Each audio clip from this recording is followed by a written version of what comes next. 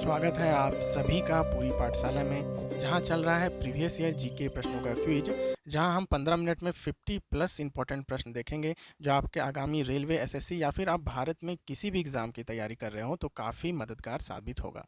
तो देखिए, पहला प्रश्न है कि इब्न बतूता किसके शासनकाल के दौरान भारत आया था, और ये रेलवे एलपी में पूछा गया है। तो देखिए, पहले जानते हैं कि इब्न बतूता कौन था। तो ये मोरक्को का यात्री था, मोरक्को से भारत आया था। पहला प्रश्न ये है। दूसरा प्रश्न ये पूछा जाता है कि इब्न बतूता कब भारत आता है। तो ये 1329-30 के बीच भारत आया था, और ये जो पॉइंट मैंने बताया ये एनटीपीसी में पूछा गया है। अब देखिए, इब्न बतूता जो है वो मोहम्मद बिन तुगलकी लिखा गया है, लेकिन मोहम्मद बिन तुगलक के समय भारत आता है, तो ये पॉइंट भी आपको याद रखना है। और मोहम्मद बिन तुगलक की बात करें तो मोहम्मद बिन तुगलक ने भारत में सिक्के की व्यवस्था चलाई थी, और चांदी का सिक्का और शीशे का सिक्का को चलाता है। साथ ही साथ ये राजधानी जो है दिल्ली से दौलताबाद को स्थापित करता है, यानी स्थानांतरित करता है, जो कि देवगिरी के करीब थी। तो सांकेतिक शिक्षा चलाता है। सिंचाई और नहर की व्यवस्था भी मोहम्मद बिन तुगलक करता है। काफ़ी ज्ञानी व्यक्ति था। सिंचाई और नहर में इसने अनोखा योगदान दिया था। तुगलक वंश के संस्थापक कौन है, ये भी एक क्वेश्चन पूछा जाता है। तो आपको याद रखना है कि ये जो ऑप्शन ए है, गयासुद्दीन तुगलक, ये है तुगलक वंश का संस्थापक। इसी ने 29 बार मंगोल आक्रमण रोका था और 56 कोट दुर्ग की स्थापना की थी। वहीं फिरोज शाह तुगलक वही है जिसने जजिया कर लगाया था। काफ़ी इंपॉर्टेंट है, कई बार पूछा गया है, याद रखिएगा। फिरोज शाह तुगलक, और हज का खर्च भी इसने ही दिया था। वहीं बहलोल लोदी कौन है, लोदी वंश का संस्थापक है। तो अब देखिए, आपका कुछ भी क्वेश्चन आ जाए तुगलक वंश से तो सारे के सारे पॉइंट मैंने यहाँ लिख दिए हैं। अगर आप इसे याद रखते हैं तो आपके आगामी एग्जाम में आपको काफ़ी फायदा होगा। प्रभावती गुप्त किसकी पुत्री थी। तो देखिए, प्रभावती गुप्त आपको नाम से समझ आ रहा है कि इसका गुप्त साम्राज्य से ही संबंध था। तो चंद्रगुप्त दो जो थे इससे संबंध था प्रभावती गुप्त का। चंद्रगुप्त द्वितीय सुन के आपको याद आ रहा होगा विक्रमादित्य। तो विक्रमादित्य भी इन्हीं को बोला जाता था। आपने विक्रम बेताल की कहानी तो सुनी ही होगी बचपन में। तो ये वही चंद्रगुप्त द्वितीय है जिनके ऊपर विक्रम बेताल की कहानी है। और चंद्रगुप्त वन जो है ये कौन थे, चंद्रगुप्त वन जिसे श्रीगुप्त बोला जाता है, ये गुप्त वंश के संस्थापक थे। तो ये भी आपको याद रखना है। तो ये दोनों इंपॉर्टेंट प्रश्न हो गया आपके एग्जाम के लिए। अगला प्रश्न देख लेते हैं क्या है। प्रसिद्ध ग्रंथ मुद्रा राक्षस के लेखक कौन है। तो देखिए, मुद्रा राक्षस के जो लेखक हैं वो है विशाख दत्त।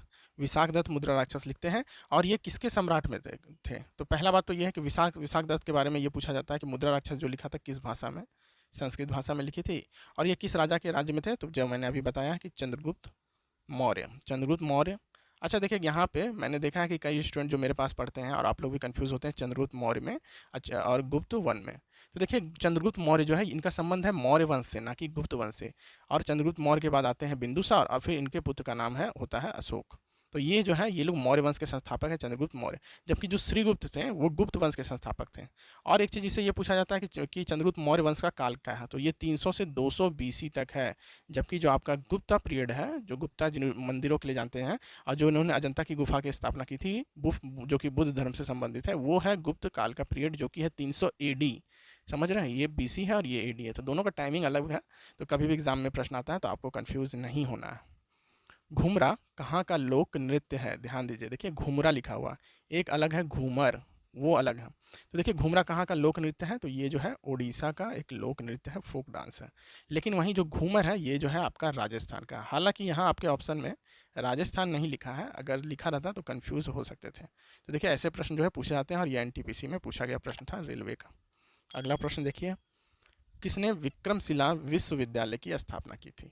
तो विक्रमशिला से जब भी कोई प्रश्न आता है तो ये पूछा जाता है कि विक्रमशिला विश्वविद्यालय का संबंध किससे है। तो इसका धर्म बुद्ध धर्म से संबंधित है। और इसमें क्या था, बुद्ध धर्म के लोगों को, अनुयायी को यहाँ पे शिक्षा दी जाती थी। और यह कहाँ स्थित है, तो ये भागलपुर नाम के स्थान के पास है, भागलपुर बिहार में। तो ये भी आपने याद रखना है। और इसके संस्थापक कौन है, के संस्थापक है धर्मपाल वही है जिन्होंने पाल वंश की स्थापना की थी। तो देखिए, धर्मपाल और विक्रमशिला से अब आपका कोई भी अगर प्रश्न पूछ ले तो अब आप कभी भी मिस नहीं कर पाएंगे। तो करने का तो आप एक प्रश्न कर रहे हैं, लेकिन आपका यहाँ पे एक साथ 5 प्रश्न हो जा रहा है। सल्तनत काल में किस सुल्तान ने पहली बार सिंचाई कर लागू किया था। अब देखिए, सिंचाई कर के बारे में बोल रहा है। तो देखिए, ये वही है। कर कौन लागू करता है, मैंने बताया था जजिया कर भी उसी ने लागू किया था, यानी कि फिरोज शाह तुगलक।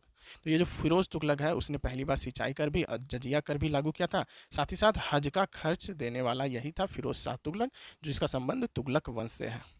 अगला प्रश्न देखिए, चंद्रगुप्त मौर्य का पुत्र कौन था। अभी मैंने जो बताया, देखिए ये प्रश्न जो मैंने एक्स्ट्रा फैक्ट में बताया है और ये भी प्रश्न जो है जो प्रीवियस ईयर में पूछा गया है, तो एक्स्ट्रा फैक्ट जो भी है सारा का सारा इंपॉर्टेंट है, आपको समझ में आ रहा होगा। तो देखिए चंद्रगुप्त मौर्य का पुत्र कौन है, अभी मैंने बताया बिंदुसार है। अब बिंदुसार का पुत्र कौन है, अशोक है। और चंद्रगुप्त दो जो है ये अलग है, ये विक्रमादित्य है, ये जो है श्रीगुप्त का पुत्र है, यानी चंद्रगुप्त वन का पुत्र है चंद्रगुप्त टू, जबकि मौर्य का पुत्र हो गया बिंदुसार, बिंदुसार का हो गया अशोक। अगला प्रश्न देखिए, निम्नलिखित में से किस वर्ष गांधी इरविन समझौते पर हस्ताक्षर किए गए थे। देखिए 1931 में जो है गांधी इरविन समझौते पे हस्ताक्षर किए गए थे, लेकिन हस्ताक्षर किस बात को लेकर था ये भी इंपॉर्टेंट हो जाता है, तो आपको समझना होगा। देखिए 1930 में जो है सविनय अवज्ञा आंदोलन गांधी जी शुरू करते हैं, और इसमें क्या करते हैं कि नमक कानून को तोड़ते हैं गांधी जी। इससे एक और प्रश्न पूछा जाता है कि नमक कानून जो तोड़ते हैं गांधी जी, तो उसमें क्या होता है, उसमें होता है दांडी मार्च। कब होता है, इसका पीरियड पूछा गया था, तो 12 मार्च से लेकर के 6 अप्रैल तक, 12 मार्च से लेकर 6 अप्रैल होता है। नमक कानून को तोड़ा जाता है 322 किलोमीटर, और एसएससी जीडी में पूछा गया था मील में, तो 200 मील भी आप इसे याद रख सकते हैं। 793 व्यक्ति जो है गांधी जी के साथ इस यात्रा में होते हैं। तो और ये यात्रा कहाँ से, दांडी यानी कहाँ पे, साबरमती नाम की जगह जो कि गुजरात में स्थित है, वहाँ से शुरू होती है। तो ये सारा जो पॉइंट है ये सारा का सारा इंपॉर्टेंट है, और यही सविनय अवज्ञा आंदोलन को बंद करने के लिए 1931 में जो है गांधी और इरविन, लॉर्ड इरविन का समझौता होता है, और उसके बाद सविनय अवज्ञा आंदोलन को बंद कर दिया जाता है। ठीक है, तो इंपॉर्टेंट पॉइंट था, इससे पूछा जाता है, सारा का सारा पॉइंट आपको याद रखना। आपको कंटेंट कैसा लग रहा है ज़रूर बताइए हमें कमेंट करके, क्योंकि आपका कमेंट से ही हम सभी मोटिवेट हो पाते हैं। तो कमेंट देख के मज़ा आ रहा हो तो जल्दी से कमेंट कीजिए। कौन सल्तनत काल के दौरान शाही सचिवालय का प्रतिनिधित्व करता है। तो देखिए सल्तनत काल के बारे में पहले आपको ये समझना है कि सल्तनत काल कब से कब तक माना जाता है। 1226 से लेकर 1206 से लेकर 1526 तक का पीरियड जो है सल्तनत काल माना जाता है। गुलाम वंश, खिलजी वंश, तुगलक वंश, सैयद वंश, लोधी वंश, ये सारे वंश जो थे, और उसके बाद फिर क्या होता है, मुगल वंश आ जाता है, तो इसे सल्तनत काल नहीं मुगल काल माना जाता है। तो ये हो गया आपका सल्तनत काल का, और ये पूछा गया है एसएससी में ये प्रश्न। तो उस समय जो शाही सचिवालय था उसका प्रतिनिधित्व कौन करता था ये पूछ रहा है, तो दीवान ए ईसा जो है वो सल्तनत काल के शाही सचिवालय का प्रतिनिधित्व करता था। अगला प्रश्न देखते हैं क्या है, भारत का कौन सा गवर्नर जनरल ओवेन मेरेडिथ के नाम से कविता लिखता है। सिंपल सा प्रश्न है, लॉर्ड लिटन। लॉर्ड लिटन जो है ओवेन मेरेडिथ के नाम से कविता लिखता है। और लॉर्ड लिटन जो है इसका पीरियड पूछा जाता है कि कब से कब तक था भारत में वायसराय, तो 1876 से लेकर 1880 तक भारत में वायसराय था। अच्छा, लॉर्ड लिटन प्रसिद्ध क्यों है, क्योंकि ये जो करता है, क्या करता है कि vernacular press act, vernacular press act लगाता है भारत में। ये है क्या भाई, तो इससे प्रेस की स्वतंत्रता पे रोक लग जाती है, यानी आप ब्रिटिश सरकार के खिलाफ कुछ भी प्रेस अपने मन से नहीं लिख सकती थी। दूसरा क्या करता है, इन्होंने 21 से घटा के 18 वर्ष उम्र कर दी किसकी, सिविल सर्विस की। तो उसके बाद क्या हो गया कि भारतीयों के लिए सिविल सर्विस की नौकरी लेना और ज़्यादा मुश्किल हो गई। वो चाहते थे कि भारतीय सिविल सर्विस में ना आए, वहाँ पर अंग्रेजों का ही दबदबा रहे। तो इन कार्यों के लिए इन्हें जाता है, बहुत ही क्रूर व्यक्ति थे। तो वीडियो अगर पसंद आ रहा है तो ज़्यादा से ज़्यादा दोस्तों के साथ शेयर कर दें ताकि सभी को इसका फ़ायदा मिल सके। अगला प्रश्न देखते हैं क्या पूछ रहा है। अब हिस्ट्री से इतने सारे प्रश्न करने के बाद कुछ साइंस के प्रश्न करते हैं, जो आपके एएलपी और आरआरबी जेई एग्ज़ाम में रिपीटेड है, और कई जगह पे साइंस में ये क्वेश्चन पूछे जाते हैं। तो देखिए सहतूत का फल क्या है, तो सहतूत का जो फल है आपने देखा होगा छोटे छोटे होते हैं, तो वो है सिरोसिस। सिरोसिस जो है सहतूत का फल है। एक और चीज़ है इसमें, अनानास जो है, जिसको आप अनार बोल सकते हैं, अनानास जो होता है वो भी जो है आपका सिरोसिस फल के अंदर आता है। इसमें समझने लायक कुछ है नहीं, ये बायोलॉजी का प्रश्न था, तो आपको बस इसे याद रख लेना है। अब देखिए, जीवों के डूबने से होने वाली मृत्यु के निदान के लिए किन समूहों का महत्वपूर्ण है। तो देखिए, जब कोई पानी में डूबता है कोई भी जानवर, तो क्या होता है, उसके फेफड़े के अंदर जो है पानी भर जाती है, और जिसमें एल्गी यानी कि काई पाई जाती है, तो उस काई को क्या कहते हैं, डायटम कहते हैं। और इसी के द्वारा जो पोस्टमार्टम होता है तो उसमें देखा जाता है कि उसके फेफड़ों में कितनी मात्रा में ये एल्गी है, तो उसी के द्वारा उसका हम जो है आप ये पता लगा सकते हैं टाइमिंग का।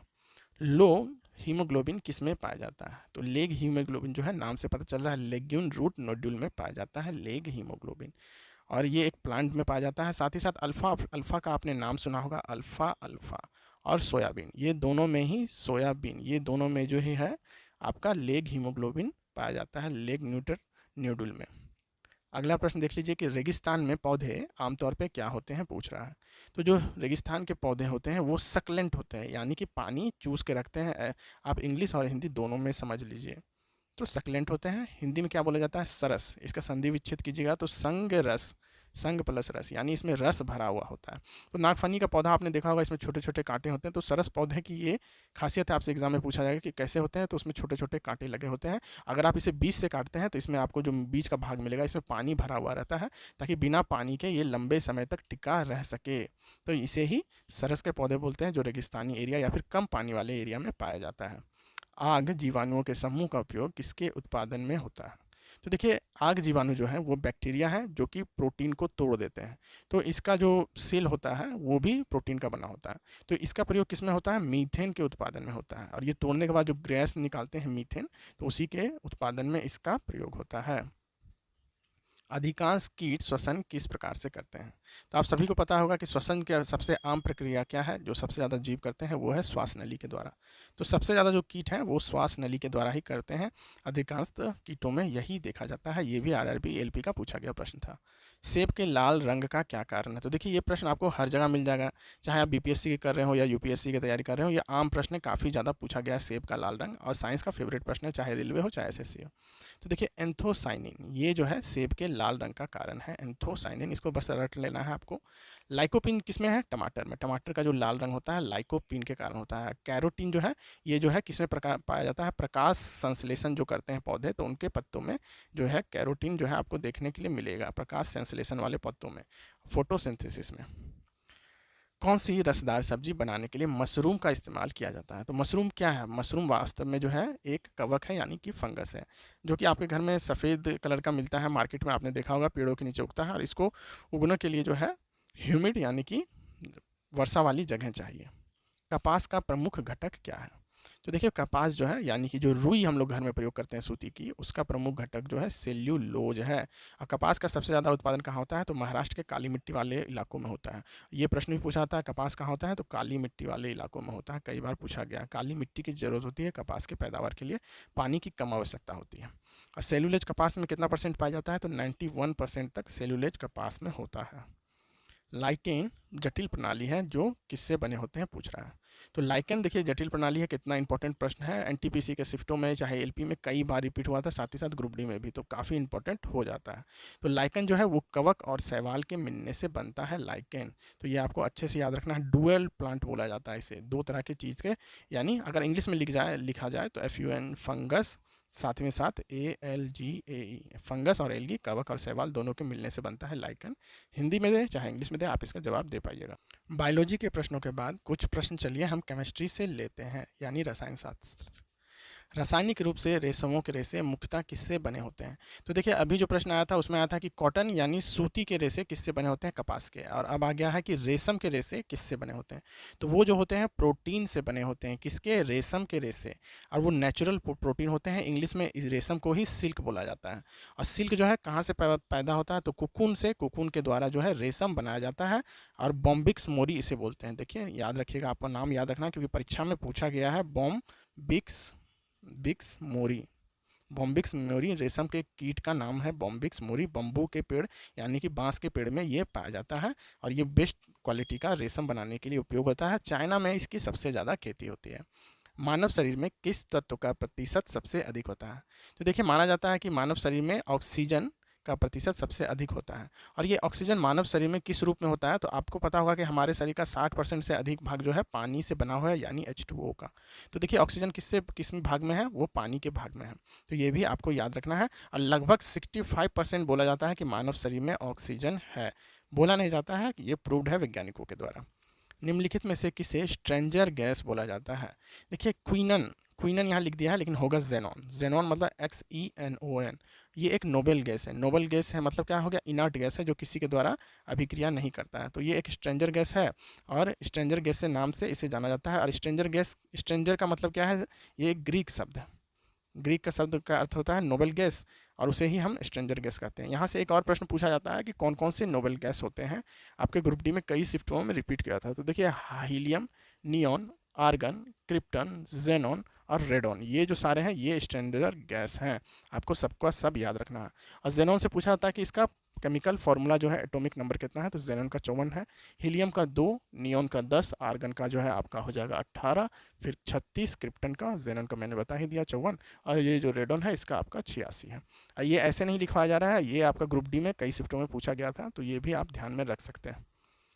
कौन सा पर्ल एस के नाम से जाना जाता है, तो देखिए सिंपल सा प्रश्न है आपका, K2CO3 जो है पोटेशियम कार्बोनेट जो है उसे ही पर्ल एस के नाम से जाना जाता है। और इसका उपयोग किस चीज़ में होता है, तो इसका उपयोग जो है शीशा उद्योग में, साथ ही साथ साबुन उद्योग में इसका उपयोग किया जाता है, क्योंकि एस है यानी क्षारीय प्रकृति का है।